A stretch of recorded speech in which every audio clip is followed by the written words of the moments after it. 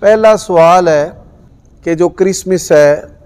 Happy Christmas, میری Christmas یا Christmas کی مبارکباد دینا، دین اسلام دین فطرت ہے اور پورے دین کے اندر کہیں پر بھی کانٹراڈکشن نہیں ہے، نہ اس کی احکام میں بہم اور نہ عقل سلیم کے ساتھ۔ نصرانی مسیحی جو ہیں وہ ایک طرف حضرت عیسیٰ علیہ السلام کی ولادت کے قائل ہیں اور دوسری طرف جو ہے وہ ان کو اپنا خدا کہتے ہیں۔ جو پیدا ہونے والا ہے، جو اپنے وجود کے لیے غیر کا محتاج ہے، یعنی میاں بیوی کے ملاپ کے بغیر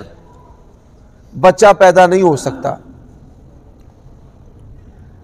یا ماں کے بغیر انسان دنیا میں نہیں آ سکتا۔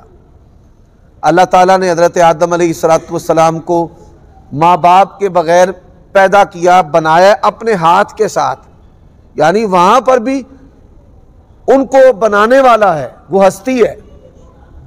اسی طرح اللہ تعالیٰ نے مریم سلام اللہ علیہا کو اپنی قدرت سے حاملہ کیا اور انہوں نے بغیر باپ کے حضرت عیسیٰ کو جنا ہے۔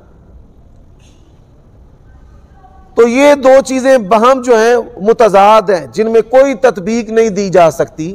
کہ جو پیدا ہو وہ کیسے الہ ہو سکتا ہے، وہ کیسے خدا ہو سکتا ہے، وہ کیسے کائنات کا مدبر اور چلانے والا ہو سکتا ہے۔ اب رہی بات یوم ولادت کے اعتبار سے، تو ان کا اعتقاد ہے کہ خدا جو ہے وہ پیدا ہوا ہے، تو اللہ تعالیٰ کی پیدائش یا خدا کی پیدائش کی خوشخبری دینا، مبارک دینا، وش کرنا،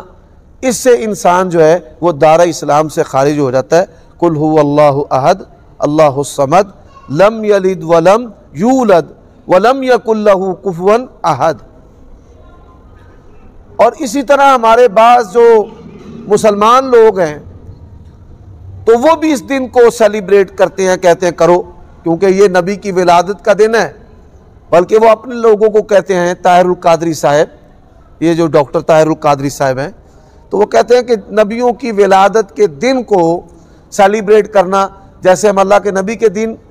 کی عید مناتے ہیں، پیدائش کے دن کی، اسی طرح حضرت عیسیٰ علیہ السلام کی پیدائش کے دن کی عید جو ہے منانا درست ہے۔ اگر بات یہاں تک ہو عید تک، تو اسے ہم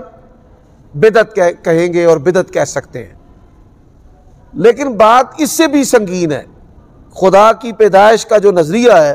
یہ ٹھیٹھ کفریہ نظریہ ہے، جس سے انسان ملت سے خارج ہو جاتا ہے۔